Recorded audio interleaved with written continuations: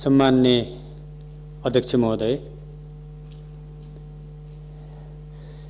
म देशको वर्तमान आर्थिक अवस्थाको जानकारी सम्मान्य राष्ट्रिय सभा समक्ष म प्रस्तुत गर्न गइरहेको छु। नेपालको संविधानको धारा 76 को 5 बमोजिम 5 राजनीतिक दलहरूको सहकार्यमा सम्मान्य प्रधानमन्त्री शेरबहादुर देउपाको नेतृत्वमा निर्माण भएको वर्तमान सरकारलाई राष्ट्र, जनता र संविधानको रक्षा गर्ने चुनौतीपूर्ण कार्यभार प्राप्त भएको छ। विकास र समृद्धि सहित समाजवाद उन्मुख अर्थतन्त्र निर्माण गर्ने संवैधानिक मार्गदर्शनको आधारमा अगाडि बढ्न विगतका कमी कमजोरी र गलत अभ्यासहरूबाट पाठ सिक्दै जनताप्रति उत्तरदायी बन्नु वर्तमान सरकार र गठबन्धनमा सहभागी दलहरूको जिम्मेवारी हुन पुगेको छ। असंवैधानिक रूपमा प्रतिनिधि सभा दोस्रो पटक समेत भङ्ग गरेर सरकार कामचलाउ अवस्थामा परिणत भइसकेपछि समेत संवैधानिक व्यवस्था र लोकतन्त्रको स्थापित मान्यता विपरीत अध्यादेश मार्फत बजेट घोषणा गरिएको थियो। जनप्रतिनिधिको अनुमोदन बिना जनतामाथि कर लगाउन नपाइने लोकतान्त्रिक मान्यता विपरीत गई सरकारको वार्षिक आय व्यय विवरणलाई सार्वभौम संसदमा छलफल हुनबाट समेत वञ्चित गरी अध्यादेश मार्फत बजेट प्रस्तुत गरिएको विषयमा यहाँ मान्य सदस्यहरू जानकार नै हुनुहुन्छ।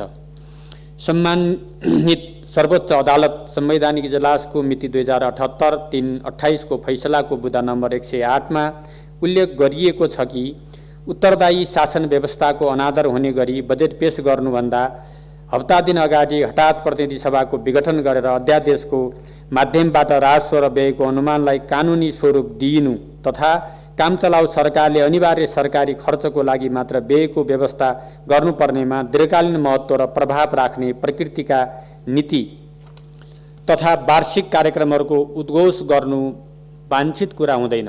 साथै यस्तो अभ्यासले बजेट प्रणालीको स्थापित मूल्य र मान्यता समेत अवरुद्ध भएको छ। यसबाट मुलुकको सीमित स्रोत साधनको अनुचित अपारदर्शी र स्वार्थप्रेरित दोहन हुने तथा स्वेच्छाचारिताले प्रोत्साहन पाउने अवस्था र आधार तयार भएको छ।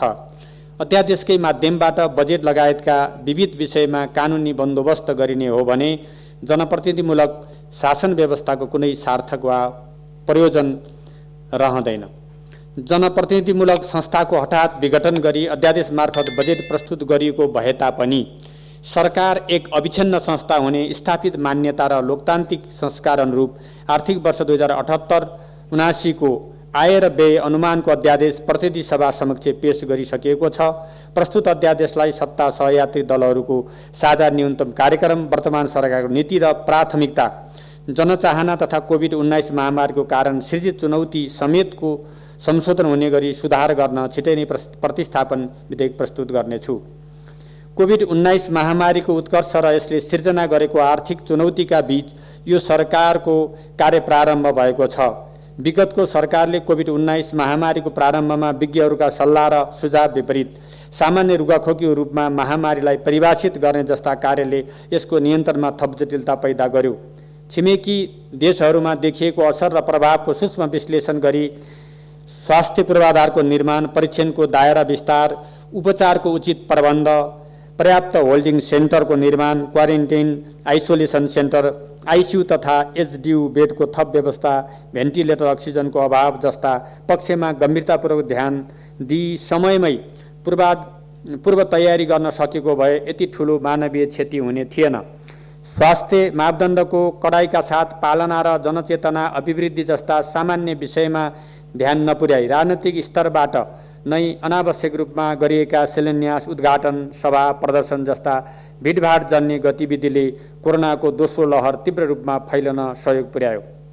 कोभिड-19 महामारीको पीडा भोगिरहेको जनजीवन र सोबाट शिथिल भएको अर्थतन्त्रलाई पुनरुत्थान गरी नेपाली जनजीवनमा सकारात्मक परिवर्तन र समृद्धि ल्याउनमा वर्तमान सरकारको प्रयास केन्द्रित रहनेछ।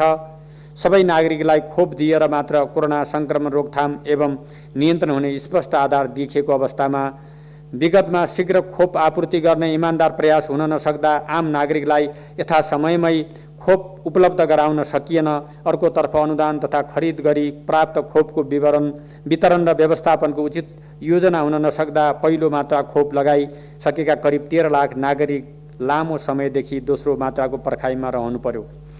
विषम 2078 असार मसान्तसम्म 26,79,811 जनाले कोभिड-19 महामारी विरुद्धको खोपको पहिलो र 11,12,166 जनाले दोस्रो मात्रा लगाइसकेकोमा मिति 2078 साउन 25 गतेसम्म 45,25,435 जनाले पहिलो र 26,06,046 जनाले पूर्ण मात्रा खोप लगाइसकेका छन्।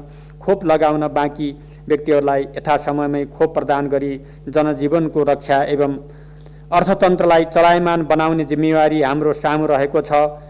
स्वास्थ्य तथा जनसङ्ख्या मन्त्रालयबाट प्राप्त तथ्याङ्क अनुसार हालसम्म करिब 1 करोड मात्रा खोप नेपाल भित्रिएको अवस्था छ।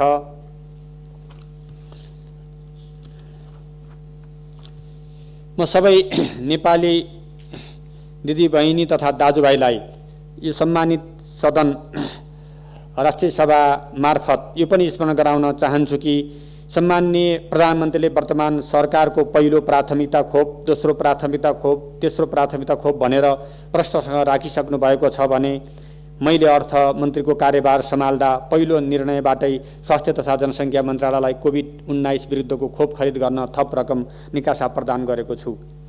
यसै पृष्ठभूमिमा रहेर म वर्तमान सरकारले कार्यभार सम्हाल्दाको अवस्थामा देशको वर्तमान आर्थिक अवस्थाको जानकारी प्रस्तुत गर्न गइरहेको छु। आर्थिक वृद्धि तथा कुल गारस्थे उत्पादनको संरचना। विषम 2072 सालको भूकम्पबाट प्रभावित अर्थतन्त्र पुनर्निर्माण एवं अन्य प्रयासहरूबाट सकारात्मक दिशातर्फ अघि बढिरहेको अवस्थामा कोभिड-19 महामारीले पुनः शिथिल बन्न पुगेको छ।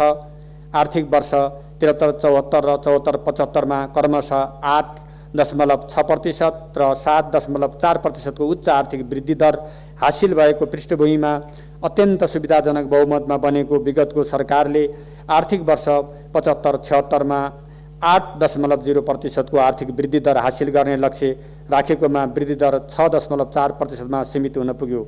आर्थिक वर्ष 76-77 मा 8.5% को आर्थिक वृद्धिको लक्ष्य राखिएकोमा यथार्थतामा 2.1% ऋणात्मक हुन पुग्यो। आर्थिक वर्ष 2077-78 मा पनि अर्थतन्त्रमा उल्लेख्य सुधार हुन सकेको अवस्था छैन। बजेट मार्फत आर्थिक वृद्धि दर 7.0% रहने अनुमान गरिएकोमा कोभिड-19 महामारीको दोस्रो लहरले अर्थतन्त्रमा गम्भीर प्रभाव पारेका कारण उक्त वृद्धि दर हासिल नहुने देखिएको छ।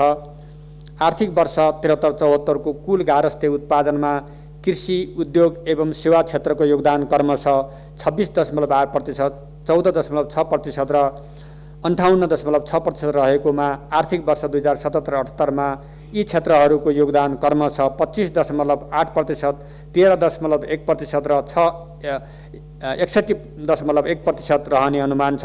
यसबाट अर्थतन्त्रको संरचनामा उल्लेखनीय परिवर्तन आएको देखिँदैन।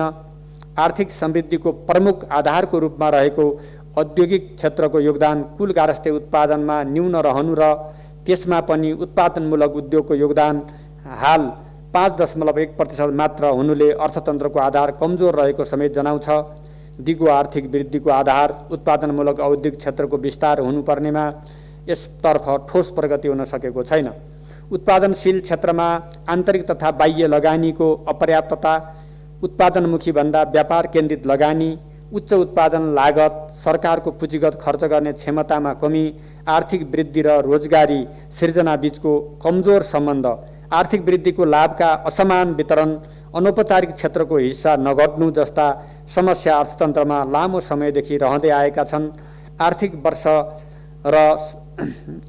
विकास र समृद्धि हासिल गर्नका लागि यी समस्याहरूको सही सम्बोधन गर्न जरुरी छ। मूल्य स्थिति। पछिल्लो वर्षमा उपभोग्य वस्तु तथा सेवाको मुद्रास्फीति दर वाञ्छित सीमाभित्रै रहँदै आएको छ।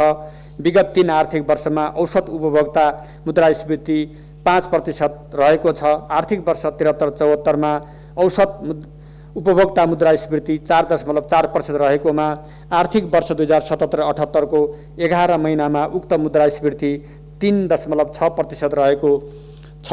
तथापि पछिल्लो समयमा आर्थिक गतिविधिमा हुँदै गएको विस्तार तथा अन्तर्राष्ट्रिय बजारमा पेट्रोलियम पदार्थमा भएको मूल्य वृद्धिका कारण नेपालको समग्र मुद्रास्फीति बढ्ने जोखिम देखिन्छ। उपभोक्ता बचत तथा पुँजी निर्माण। विगत केही वर्षदेखि नेपालीहरूको औसत उपभोग दर उच्च रहँदै आएको कारण पुँजी निर्माणले अपेक्षित गति लिन सकेको छैन।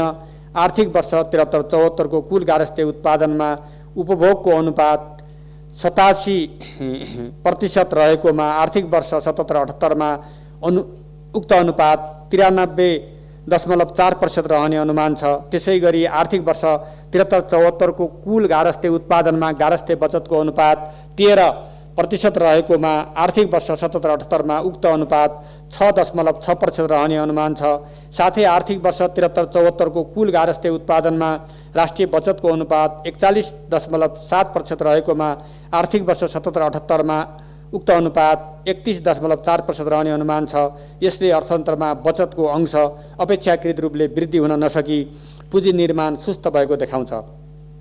नेपालको विकास प्रयासमा पुँजी निर्माणको न्यून दर पुँजीको उच्च लागतले समेत प्रतिकूलता सिर्जना गरेको छ।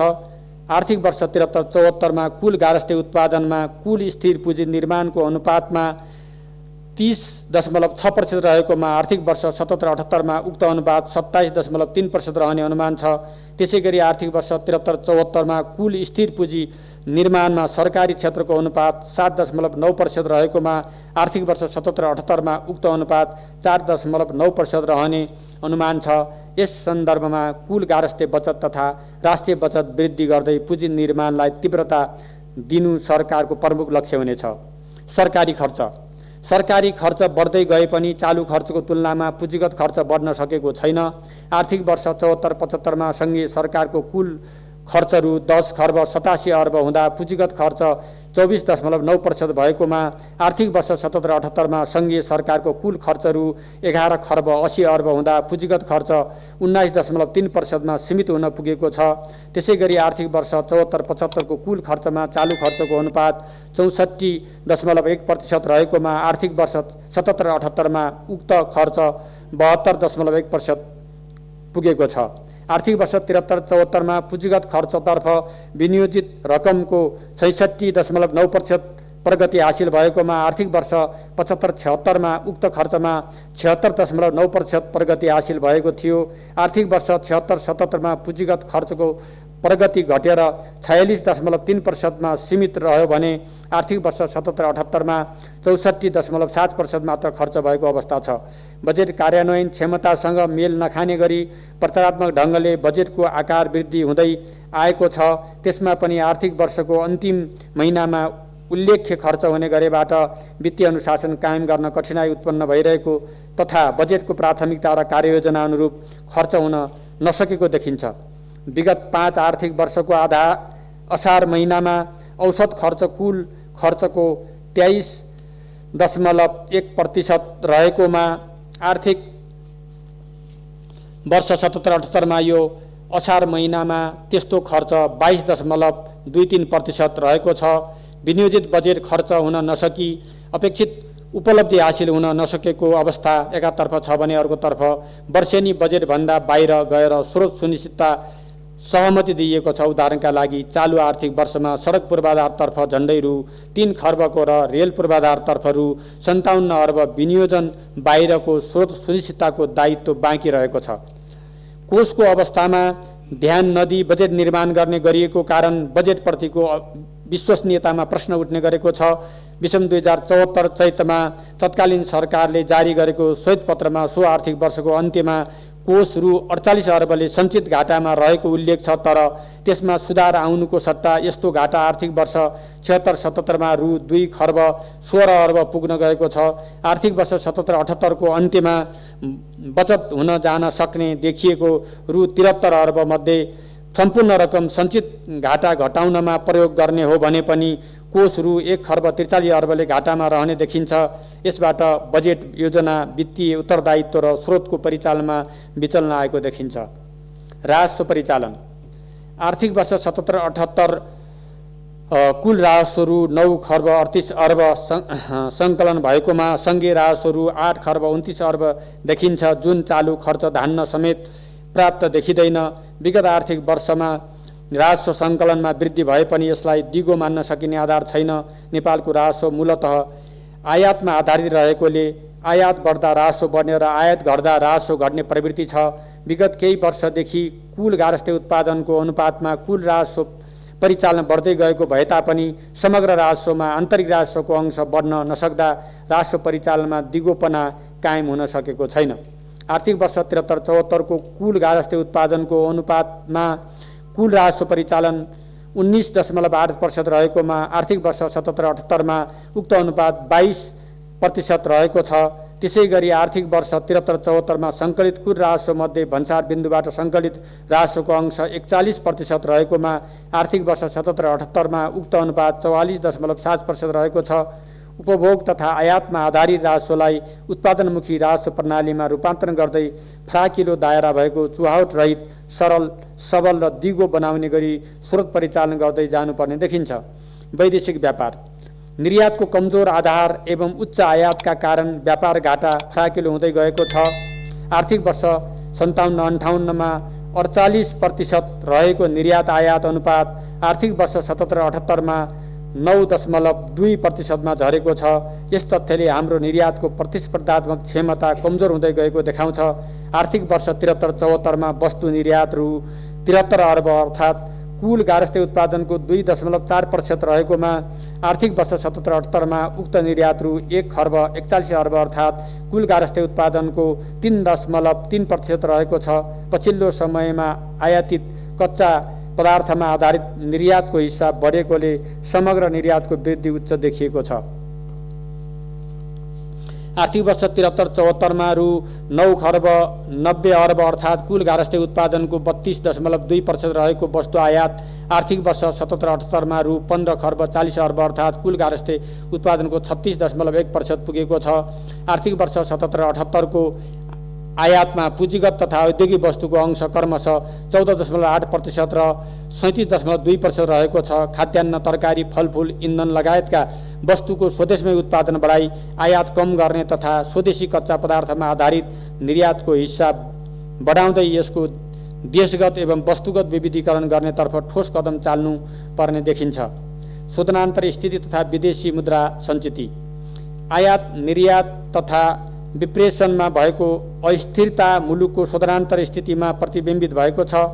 कोभिड-19 महामारीका कारण उपभोग तथा आर्थिक गतिविधि सुस्त भएको आर्थिक वर्ष 76-77 मा आयातमा उल्लेख्य कमी आएबाट शोधनान्तर स्थिति रु 2 खर्ब 82 अर्बले बचत रह्यो। तर आयातमा उच्च विस्तार एवं सेवा आयमा सङ्कुचन लगायतका कारण आर्थिक वर्ष 2077-78 को 11 महिनामा शोधनान्तर स्थिति रु 15 अर्ब 15 करोडले घाटा रहेको छ। विषम 2074 असार मसान्तसम्म रु 10 खर्ब 79 अर्ब विदेशी मुद्रा सञ्चित रहेकोमा 2078 जेठ मसान्तमा उक्त सञ्चित रु 13 खर्ब 66 अर्ब कायम भएको छ। 2078 ज्येष्ठमा कायम रहेको विदेशी मुद्रा सञ्चित 10 महिनाको वस्तु तथा सेवाको आयात धान्न पर्याप्त रहेको छ। आर्थिक वर्ष विप्रेषण आप्रवाह आर्थिक वर्ष 73-74 मा वैदेशिक रोजगारीबाट रु 6 खर्ब 95 अर्ब विप्रेषण आय प्राप्त भएकोमा आर्थिक वर्ष 77-78 को 11 महिनामा रु 8 खर्ब 71 अर्ब प्राप्त भएको छ। यद्यपि विप्रेषण आप्रवाहमा रहने अनिश्चितताले गर्दा विदेशी मुद्रा आर्जनको भरपर्दो विकल्प तयार गर्नुपर्ने आवश्यकता छ। विप्रेषणबाट प्राप्त रकमको ठूलो हिस्सा उपभोगमा खर्च हुने प्रवृत्ति कायमै रहेको छ। यस्तो आएको 70% भन्दा बढी रकम उपभोगमा खर्च हुने गरेको अध्ययनले समेत देखाएको छ। विप्रेषण आप्रवाहबाट अर्थतन्त्रमा पुगेको योगदानको मूल्याङ्कन गरी यसलाई उत्पादनशील क्षेत्रमा आकर्षित गर्नुपर्ने देखिएको छ। साथै वैदेशिक रोजगारीमा रहेको उच्च निर्भरता क्रमशः न्यूनीकरण गर्दै नेपालको आर्थिक विकासमा जनसाङ्ख्यिक लाभको उपयोग गर्न आन्तरिक रोजगारीका अवसरहरू सिर्जना हुनुपर्ने देखिन्छ। अन्तर्राष्ट्रिय विकास सहायता परिचालन एकातर्फ वैदेशिक सहायताको खर्च गर्ने क्षमता बढाउन र यसको परिचालनबाट प्रभावकारी नतिजा हासिल गर्न सकिएको छैन भने अर्कोतर्फ वार्षिक बजेटको आकार बढाउनमा पनि यसलाई प्रयोग गरिएको देखिन्छ। आर्थिक वर्ष 73-74 मा वैदेशिक सहायताको अनुमान रु 3 खर्ब 2 अर्ब गरिएकोमा रु 1 खर्ब 49 अर्ब अर्थात् अनुमानको 49.3% मात्र प्राप्त भएको थियो। आर्थिक वर्ष 77-78 मा वैदेशिक सहायतातर्फ करिब रु 3 खर्ब 60 अर्बको अनुमान रहेकोमा रु 1 खर्ब 63 अर्ब अर्थात् अनुमानको 45.2% प्राप्त भएको छ। आर्थिक वर्ष 78-79 को विनियोजन अध्यादेशमा वैदेशिक सहायताको स्रोत अनुमान रु 3,73 अर्ब गरिएको छ र जुन अघिल्लो आर्थिक वर्षमा वैदेशिक सहायताको वास्तविक खर्चको तुलनामा दोब्बरभन्दा बढी रहेको छ। वैदेशिक सहायता परिचालन गर्दा पर्याप्त मात्रामा तयारी गरी परियोजनाहरूको गहन विश्लेषण गर्नुपर्ने मान्यता रहे पनि सोको प्रभावकारी कार्यान्वयन भएको देखिँदैन। यस्ता परियोजनाहरूको विकासमा आन्तरिक क्षमता कमजोर रहेका कारण सम्बन्धित साझेदारको अधिक संलग्नता रहँदै आएको एवं कार्यान्वयन क्षमता समेत सन्तोषजनक नरहँदा अपेक्षित उपलब्धि हासिल हुन सकेको छैन। साथै अनुत्पादक क्षेत्रमा समेत सहायता परिचालन हुँदा वैदेशिक सहायताको प्रभावकारिता बढ्न सकेको छैन। वैदेशिक सहायताको प्रभावकारिता अभिवृद्धि गर्न विकास साझेदार तथा सरकार दुवै पक्षले थप प्रयास गर्नुपर्ने देखिन्छ। सार्वजनिक ऋण आर्थिक वर्ष 73-74 मा कुल तिर्न बाँकी सार्वजनिक ऋण रु 6,98 अर्ब अर्थात् कुल गारस्थ्य उत्पादनको 22.7% रहेकोमा आर्थिक वर्ष 77-78 मा 250%ले वृद्धि भई रु 17,29 अर्ब अर्थात् कुल गारस्थ्य उत्पादनको 40.5% पुगेको छ।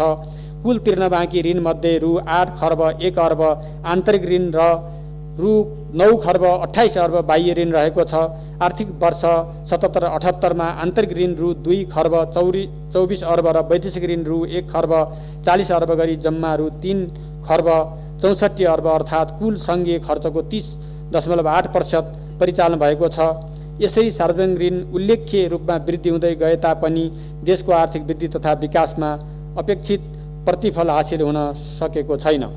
सार्वजनिक ऋणको भार बढ्दै जाने र त्यसको उत्पादनशील क्षेत्रमा महत्तम परिचालन हुन नसक्ने अवस्थाले भविष्यमा विकासका लागि स्रोतको अभाव हुन सक्ने र विकास वित्त परिचालनका लागि उच्च लागत पर्न जाने देखिन्छ। साथै उच्च दरमा हुने आन्तरिक ऋण परिचालनले निजी क्षेत्रको वित्तीय साधनको उपलब्धतामा समेत नकारात्मक प्रभाव पर्न जाने देखिन्छ। बढ्दो सार्वजनिक ऋणको सामा तथा ब्याज भुक्तानीका लागि राजस्वको ठूलो हिस्सा छुट्याउनु पर्ने परिस्थिति निर्माण हुने खतरा समेत रहेको छ। वित्तीय क्षेत्र विषम 2074 असार मसान्तमा वाणिज्य बैङ्कहरूको कुल कर्जा लगानीमा कृषि ऊर्जा उद्योग लगायतका प्राथमिकता प्राप्त क्षेत्रमा प्रभावित कर्जाको अनुपात 18.2% रहेकोमा 2078 ज्येष्ठमा उक्त अनुपात 27.9% रहेको छ।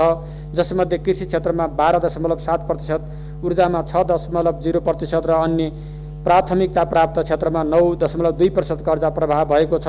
तोकिएका प्राथमिकता प्राप्त क्षेत्रका अतिरिक्त समग्र उत्पादनशील तथा पूर्वाधार विकासमा समेत थप लगानी विस्तार गरी अर्थतन्त्रमा वित्तीय क्षेत्रको योगदान बढाउँदै जानुपर्ने आवश्यकता छ।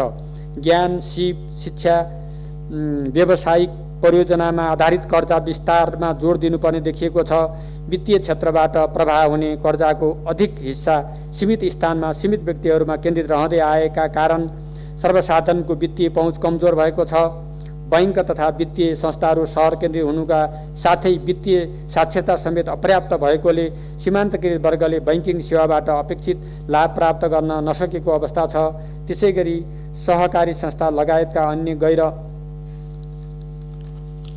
गैर बैंकिङ वित्तीय संस्थाहरूको थप क्षमता अभिवृद्धि एवं नियामकीय सुधार गर्दै उक्त संस्थाहरूबाट हुने स्रोत परिचालनलाई लागत प्रभावी एवं प्रतिफलमुखी बनाउनु पर्ने आवश्यकता छ। बीमा क्षेत्र जनसङ्ख्याको ठूलो हिस्सा बीमा सेवाको पहुँचबाट बाहिर रहेको अवस्था छ। उपलब्ध पछिल्लो तथ्याङ्क अनुसार आर्थिक वर्ष 77-78 को अन्तसम्ममा 27% जनसङ्ख्यामा मात्र बीमाको पहुँच पुगेको छ भने बीमा कम्पनीहरूले बीमा प्रिमियम बापत रु 1,53 अर्ब परिचालन गरेका छन्। आर्थिक वर्ष 77-78 मा कुल बीमामा लघु बीमाको अनुपात 6% रहेको छ। बीमाको क्षेत्र तथा बीमा सेवाका उपकरणहरूमा पर्याप्त विविधीकरण भइ नसकेका कारण साना मझौला तथा घरेलु व्यवसायहरूको संरक्षणको लागि आवश्यकता अनुसार लघु बीमा सेवा प्रदान गर्न सकिएको छैन। पुँजी बजार विषम 2076 असार मसान्तमा 1259 बिन्दुमा पुगेको नेप्से परिसूचक विषम 2077 असार मसान्तमा 1362.4 बिन्दुमा कायम रहेको थियो। विषम 2078 असार मसान्तमा उक्त परिसूचक 2822.7 बिन्दुमा कायम भएको छ। पुँजी बजारमा नयाँ लगानीकर्ताहरूको प्रवेश एवं वित्तीय स्रोतको सहज उपलब्धता लगायतका कारणले नेप्से सूचाङ्कमा तीव्र वृद्धि भएको छ। विषम 2077 असार मसान्तमा बजार पुँजीकरणको कुल गारस्थ्य उत्पादनसँगको अनुपात 45.8% रहेकोमा विषम 2078 ज्येष्ठ मसान्तमा उक्त अनुपात 98.8% कायम भएको छ। पुँजी बजारमा सूचीकृत कम्पनीहरूमा वित्तीय संस्थाको सङ्ख्या अधिक रहेको छ भने उत्पादन क्षेत्रमा कम्पनीहरूको उपस्थिति न्यून रहेको छ। पुँजी बजार मार्फत उत्पादनमूलक क्षेत्रको विकासका लागि पुँजी परिचालन गर्न आवश्यक संस्थागत तथा नीतिगत सुधारको खाँचो रहेको छ। लगानीकर्ताको मनोबल उच्च पार्न सम्बन्धित निकायबाट नियमन र अनुगमनलाई थप प्रभावकारी बनाई पुँजी बजार सुशासनयुक्त, पारदर्शी, प्रविधि मैत्री र जवाबदेही बनाउनु पर्ने भएको छ। साथै पुँजी बजारमा स्वचालित प्रणाली प्रवर्तन गर्ने र साना लगानीकर्ताको पहुँच बढाउँदै लगानीकर्ताको हित संरक्षण गरी स्वस्थ बजार प्रणाली विकास गर्दै लैजानुपर्ने देखिन्छ। सार्वजनिक संस्थान सरकारको सार्वजनिक संस्थानमा रहेको लगानीको अनुपातमा प्राप्त प्रतिफल नगण्य रहेको छ र आर्थिक वर्ष 77-78 को अन्तमा सार्वजनिक संस्थानमा सरकारको लगानी रु 6,54 अर्ब पुगेको छ। उक्त लगानीबाट 2% को हारीमा मात्र प्रतिफल प्राप्त हुन सकेको छ। सञ्चालनमा रहेका सार्वजनिक संस्थाहरूमध्ये 24 वटा संस्थाहरू मात्र नाफामा सञ्चालित छन् भने 18 वटा संस्थानहरू घाटामा सञ्चालित छन्। नाफामा रहेकाहरूमध्ये पनि अधिकांश संस्थानहरू सामान्य सञ्चालनमा नाफामा मात्र रहेका छन्। प्रत्येक वर्ष सार्वजनिक संस्थानको सञ्चित नोक्सानी थपिँदै आर्थिक वर्ष 76-77 मा रु 34 अर्ब 24 करोड पुगेको छ। सार्वजनिक संस्थानको व्यवस्थापकीय सुधार हुन नसक्ने हो भने संस्थान स्थापनाको उद्देश्य र औचित्य स्थापित गर्न सकिने देखिँदैन। कतिपय संस्थानहरूले कोषमा व्यवस्था नगरेको दायित्व सिर्जना गरेका कारण नेपाल सरकारले वर्षेनी ठूलो रकम खर्चिनु परेको छ। विगतमा संस्थान सुधारका लागि विभिन्न उपायहरू अवलम्बन गरिएको भए तापनि अपेक्षित नतिजा हासिल गर्न सकिएको छैन। साथै निजीकरण गरिएका कतिपय सार्वजनिक संस्थानहरू थप प्रभावकारी रूपमा सञ्चालन हुनुपर्नेमा बन्द र रुग्ण अवस्थामा पुगेका छन्। राष्ट्रिय ध्वजावाहक नेपाल वायु सेवा निगमलाई सरकारको जमानीमा वित्तीय संस्थाहरूबाट ऋण उपलब्ध गराई नयाँ हवाईजहाज खरिद गरिएकोमा व्यवस्थापकीय अक्षमता लगायतका कारण व्यापार प्रवर्तन हुनुको सट्टा वित्तीय अवस्था झन कमजोर भई ऋणको दायित्व बढ्दै गएको छ। अथ नवीनतम व्यवस्थापकीय सिद्धान्त र स्रोतको समुचित उपबीच सन्तुलन कायम हुने गरी सार्वजनिक संस्थानहरूको व्यवस्थापन सुधारसहित आत्मनिर्भर बनाउँदै लैजानुपर्ने देखिन्छ। वैदेशिक लगानी उपयुक्त लगानी मैत्री वातावरण सिर्जना हुन नसक्दा तथा प्रक्रियागत झन्झट कायमै रहँदा अपेक्षित रूपमा वैदेशिक लगानी भित्र्याउन सकिएको छैन। आर्थिक वर्ष 73-74 मा रु 13 अर्ब 50 करोड खुद वैदेशिक लगानी भित्रिएकोमा आर्थिक वर्ष 77-78 को 11 महिनामा रु 16 अर्ब 20 करोड भित्रिएको छ। बाह्य लगानी आकर्षण गरी थप रोजगारी सिर्जना गर्ने तथा व्यवस्थापकीय एवं प्रविधि हस्तान्तरणका माध्यमबाट मुलुकको समग्र अधिकरणको गतिलाई तीव्रता दिनुपर्ने आवश्यकता छ।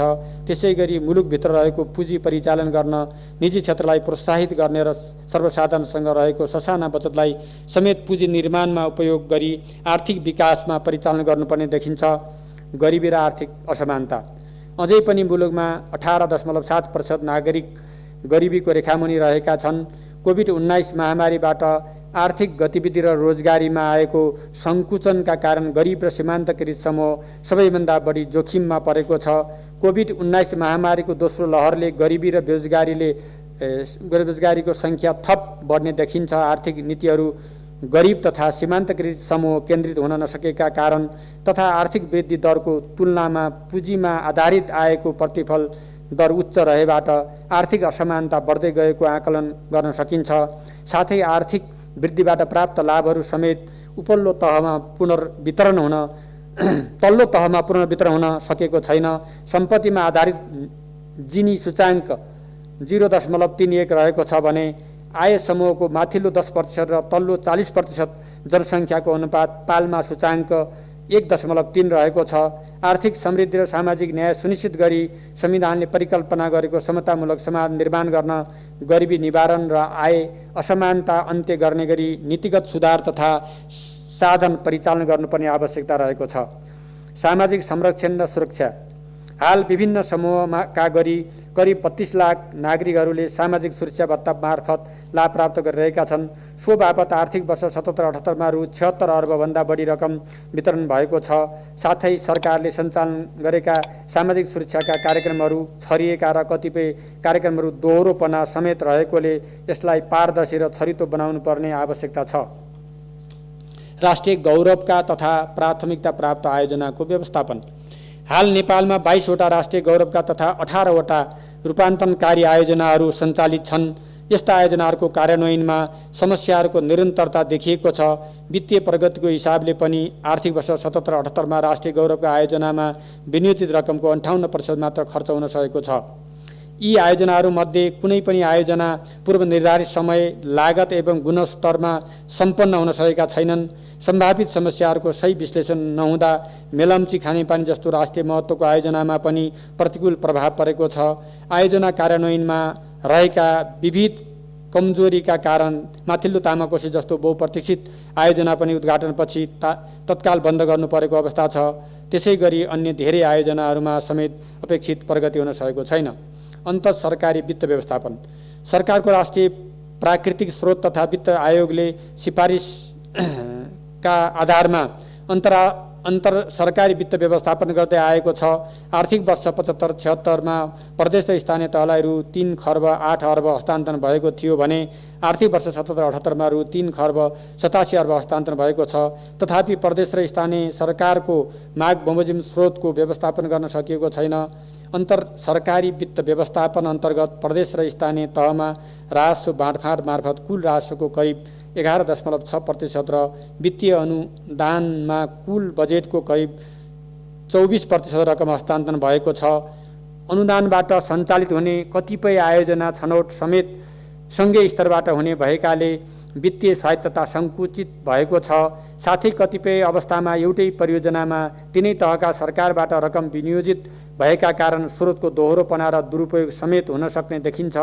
केही स्थानीय तहहरूमा संवैधानिक तथा कानुनी प्रावधान बमोजिम तोकिएको समयमा बजेट पेश नगरिएको तथा बजेट पारित नै नगरी खर्च समेत गरिएको हुँदा वित्तीय अनुशासन पालना सुनिश्चित हुन सकेको छैन। सुशासन र प्रशासन। सङ्घीय निजामती सेवा ऐन विगत 3 वर्षदेखि संसदमा विचाराधीन रहेको छ। परिणामस्वरूप प्रदेश र स्थानीय तहको कर्मचारी व्यवस्थापनमा समेत अन्योलता छाएको छ। चुस्त उत्प्रेरित र सेवामुखी कर्मचारी प्रशासन बिना विकासमा नतिजा हासिल गर्न र जनतामा सेवा सुविधा पुर्याउन कठिन हुने सन्दर्भमा यसतर्फ सबैको ध्यान जान जरुरी छ। भ्रष्टाचार मुक्त सार्वजनिक सेवा प्रवाह आजको प्रमुख आवश्यकता हो। सार्वजनिक एवं समाजका अन्य विविध क्षेत्रहरूमा भ्रष्टाचार व्याप्त रहेको भन्ने आम धारणा रहनुले सुशासनमा ठूलो चुनौती खडा रहेको छ। महामारीको सुरुवाती चरणमै स्वास्थ्य सामग्री खरिद जस्तो संवेदनशील विषयमा समेत भ्रष्टाचारको प्रश्न उठ्नु पक्कै पनि राम्रो होइन। भ्रष्टाचार निवारण र सुशासन प्रवर्धन गर्न गम्भीर कदम चाल्नुपर्ने देखिन्छ। कोभिड-19 महामारीबाट प्रभावित क्षेत्र र पुनरुत्थान। कोभिड-19 महामारीबाट अर्थतन्त्रका विभिन्न क्षेत्रहरूमा परेको प्रभाव न्यूनीकरण गर्ने उद्देश्यले बजेट तथा मौद्रिक नीति मार्फत विभिन्न राहत तथा सहुलियत कार्यक्रमहरू सञ्चालन गरिएका छन्। साथै सार्वजनिक संस्थानहरूबाट बिक्री वितरण हुने उपभोग्य सामग्री तथा सेवाहरूमा अनुदान तथा छुट प्रदान गरिएको छ। सरकारबाट घोषणा गरिएको सुविधा तथा छुटको उपयोग औपचारिक क्षेत्रमा आबद्ध व्यक्ति तथा समुदाय केन्द्रित भएका कारण गरिबीको रेखामुनि रहेका व्यक्ति, साना उद्यमी, किसान तथा सीमान्तकृत समूह यो सुविधा र अवसरबाट वञ्चित भएको समेत पाइएको छ। साथै कोभिड-19 ले आर्थिक तथा सामाजिक रूपमा सिर्जना गरेको प्रभावको तुलनामा राहत तथा पुनरुत्थानका कार्यक्रमहरू पर्याप्त हुन सकेका छैनन्। अतः राहत तथा सुविधाका विद्यमान सहुलियतहरूमा कमी हुन नदिने गरी थप प्रभावकारी कार्यक्रम सञ्चालन गर्नुपर्ने देखिएको छ। अन्त्यमा कोभिड-19 महामारीबाट सिर्जित जनस्वास्थ्यमाथिको इतिहासकै गम्भीर सङ्कटपूर्ण अवस्था तथा मुलुकको अर्थतन्त्रले भोगिरहेको प्रतिकूल परिस्थितिबीच वर्तमान सरकारले कार्यभार सम्हालेको छ।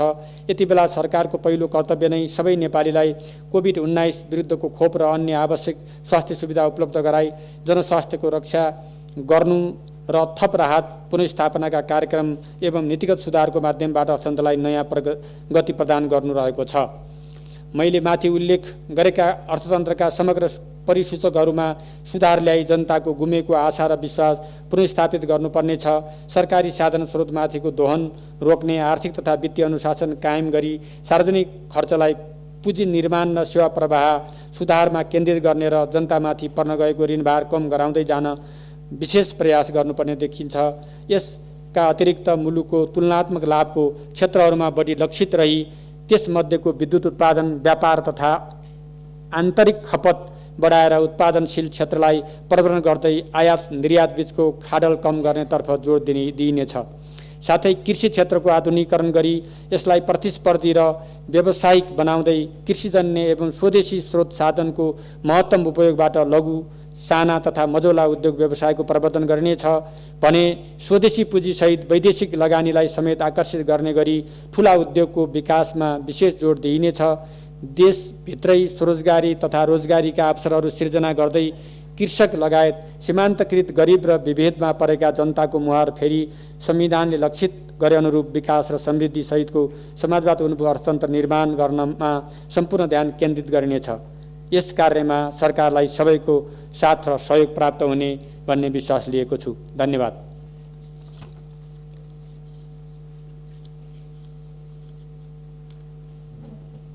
सम्मान्य अध्यक्ष महोदय,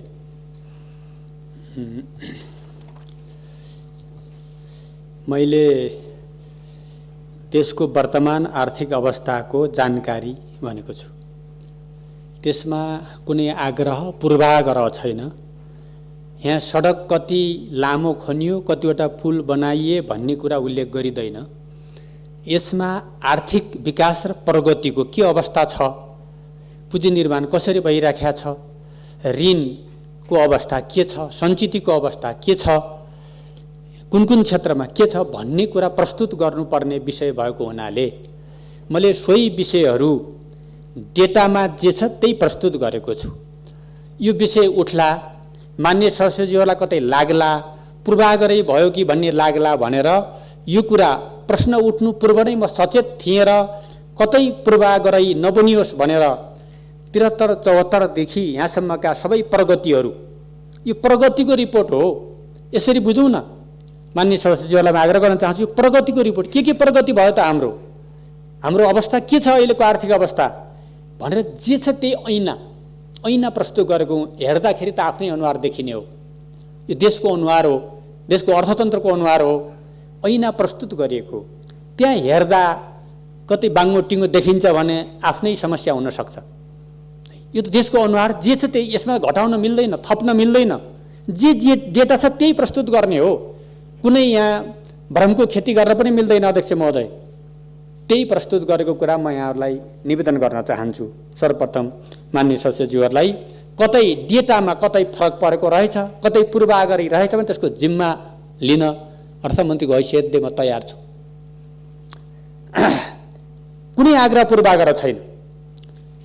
भएका गरेका काम छ, कामको कुरा पनि यही लेखेकै छ। कतिपय सन्दर्भमा ढिला हुँदा अलि बढी क्षति भयो भन्ने कुरा नेपाली जनताले भनेको कुरा हो। मैले भनेको होइन, अर्थमन्त्रीको हैसियतले मात्रै भनेको होइन।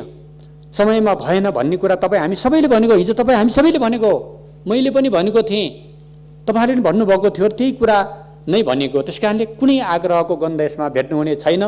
भेट्नुभयो भने म फेरि पनि कटघरामा उभिन तयार छु, यो निवेदन गरेँ। अब धेरै मान्य सदस्यहरूले प्रश्न गर्नुभएको छ। प्रश्नको लागि म विशेष धन्यवाद भन्न चाहन्छु। र अब एक प्रश्न भन्दा पनि मुख्य कुरा बजेट ल्याउने के गर्ने बारे। बजेट मैले त्यहाँ भनेको छु कि संसदमा अध्यादेश मार्फत नल्याउनु पर्थ्यो, ल्याइयो।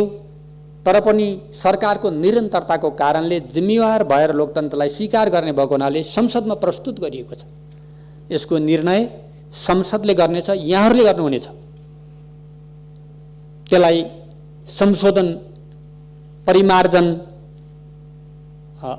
लगायतका र प्रतिस्थापनका कुराहरू संसदमा आएर निर्णय हुनेछन्। त्यसकारणले म यहाँलाई के आग्रह गर्न चाहन्छु भने पूर्वाग्रही ढङ्गले पूर्वाग्रही ढङ्गले निकट र टाढाको नातामा वा गुट र अर्कोको नातामा बजेट विनियोजन गर्ने कुरा यो सरकारले गर्ने छैन, यो सरकारको अर्थमन्त्रीले गर्ने छैन। यो कुरा म विश्वस्त बनाउन चाहन्छु। र राष्ट्रिय गौरवका आयोजनाहरू जहाँ पर्याप्त बजेट छुट्याइएको हुन्छ छ, मान्य सदस्यलाई म आग्रह गर्न चाहन्छु, हुन्छ, छ र हुनेछ।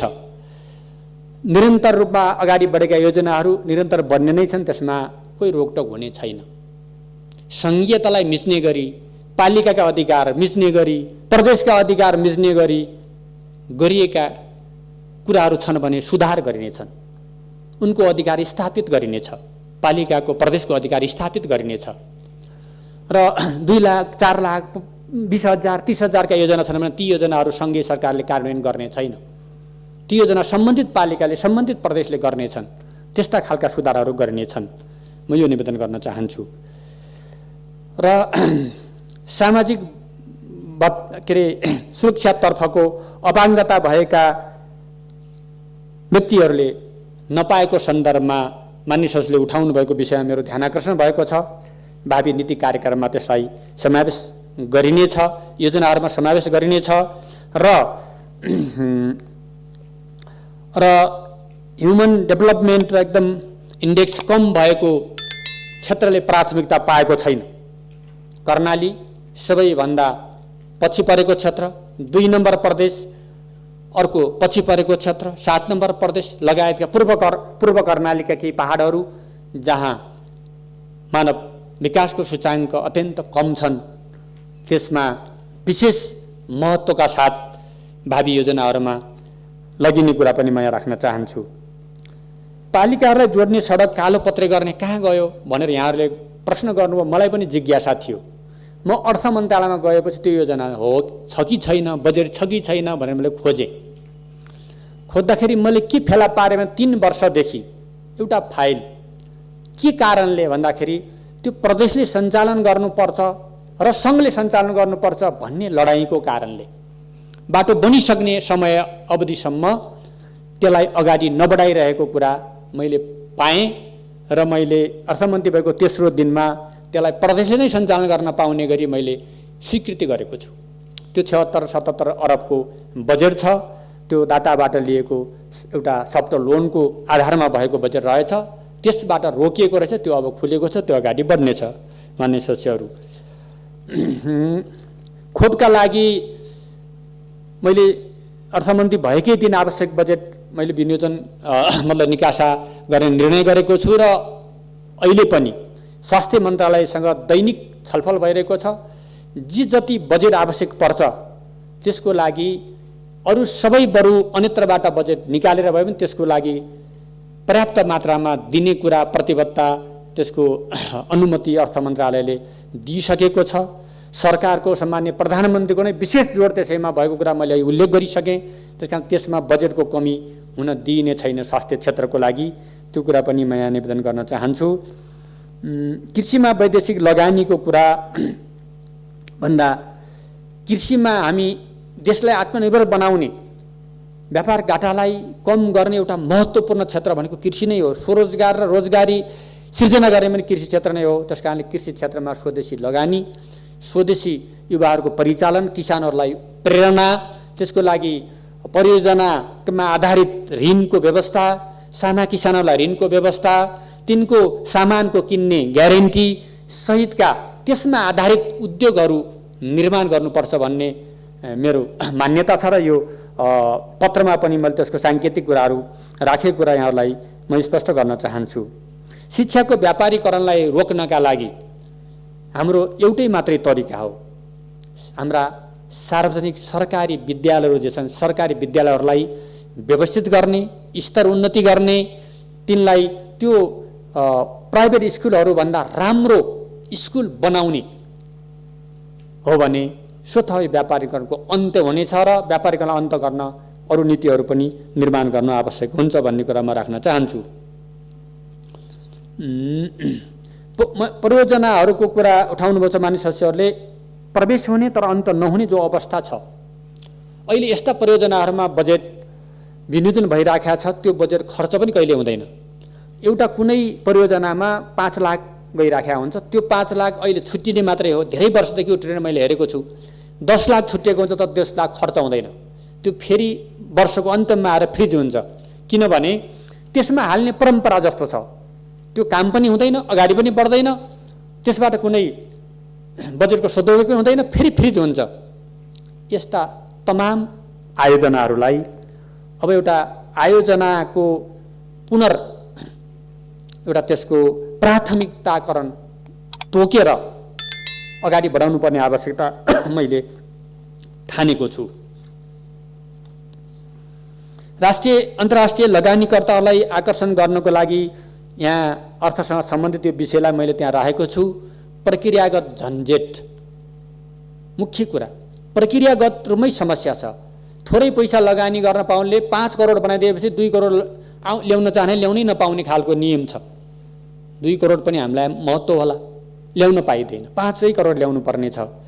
र प्रक्रियागत झन्झट छ कि एउटा परियोजनाको लागि अगाडि बढाउन 10औं वर्ष लाग्छ नेपालमा। त्यसलाई सुधार गर्ने कुरा मुख्य कुरा हो। लगानी मैत एउटा वातावरण बनाइदिने कुराहरू, हाम्रा जग्गा खरिद लगायत वनसँग सम्बन्धित धेरै कुराहरू छन्। ती कुरालाई सहजीकरण गर्ने कुराले सायद यो वैदेशिक लगानी आकर्षण गर्नमा महत्त्वपूर्ण योगदान पुग्छ भन्ने मैले सोचेको छु। अहिले धेरै अरू विषयहरू पनि छन्, विभिन्न फन्डसँग विषयहरू पनि छन्, ती विषयहरू पनि एक ढङ्गले समाधान गर्नुपर्छ। अब विभिन्न आयोजनाहरूको कुरा माननीय सदस्यले भन्नुभएको छ। विभिन्न समयमा विभिन्न ढङ्गले उद्घाटन भएका आयोजनाहरू मैले भनिसकेँ। अघि 3 खरब सडकको दायित्व यो वर्ष, स्रोत सुनिश्चितता नभएको दायित्व यो वर्ष छ। यो अर्थ मन्त्रालय दिएको हो, मैले मेरो मनमाने लेखेको होइन।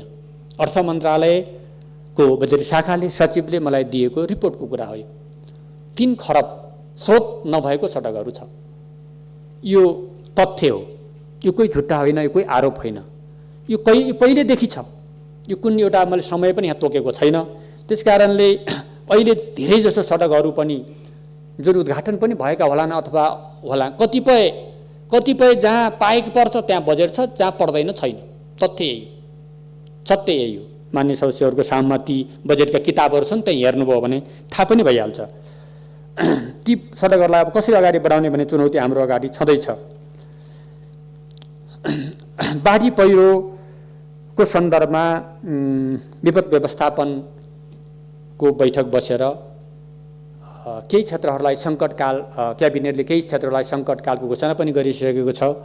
विपद व्यवस्थापन को बैठक बसेर ती क्षेत्रहरूलाई प्राथमिकता दिने गरी विद्युत, पहिलो कुरा खानेकुरा, बस्ने कुरा र तकबटाको कुरालाई नम्बर 1 मा, नम्बर 2 मा त्यहाँको बिजुली, बत्ती, पानीलाई अर्को प्राथमिकतामा, अनि सडकको पहुँचलाई पुर्याउने तेस्रो प्राथमिकतामा लिएर स्थानीय पालिका, नेपाली सेना, विपद व्यवस्थापन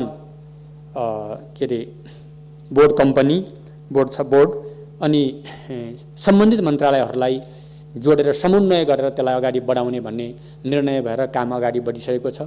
तत्काल पुल बनाउन नसकिने अवस्था भएको ठाउँमा आवत जावतलाई सहज बनाउन वैकल्पिक केही साधनहरू, केबुल कार अथवा के साधनले त्यहाँ जोड्न सकिन्छ, जोड्ने गरी योजना अगाडि बढेको कुरा पनि म मान्य सदस्यलाई जानकारी गराउन चाहन्छु।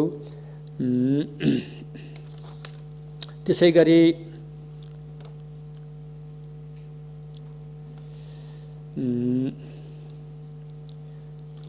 अब शिक्षा क्षेत्रमा अर्को बालबालिका पनि अलि समस्यामा छ।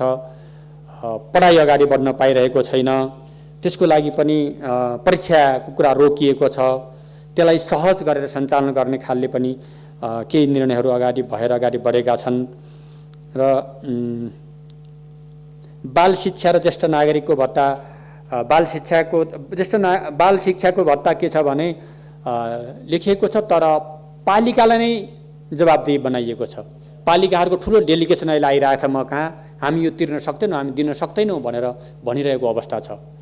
घोषणा गरिएको छ, तर त्यहाँ बाँकी पैसा 7,000 पालिकाले नै तिर्नुपर्ने भनेको हुनाले त्यहाँ समस्याहरू छन्।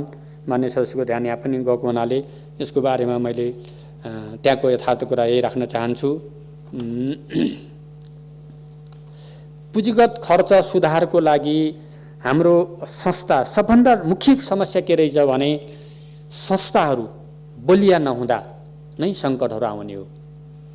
राज्यका संयन्त्रहरू बलिया हुनुपर्ने, हाम्रा कार्यान्वयन संरचनाहरू बलिया हुनुपर्नेमा हाम्रा ती कमजोर हुनु नै हाम्रो समस्या हो। आवश्यक जनशक्तिको समस्याहरू, काम गर्ने तरिकाका व्यवस्थापनका समस्याहरूको कारणले गर्दाखेरि ती कुराहरू पुरा हुन सकेका छैनन्। कतिपय कानुनी झन्झटले गर्दाखेरि पनि ती समस्याहरू पुरा हुन सकेन, त्यसलाई सुधार गर्ने, खरिदेनलाई सुधार गर्ने लगायतका तमाम कुराहरू छन्।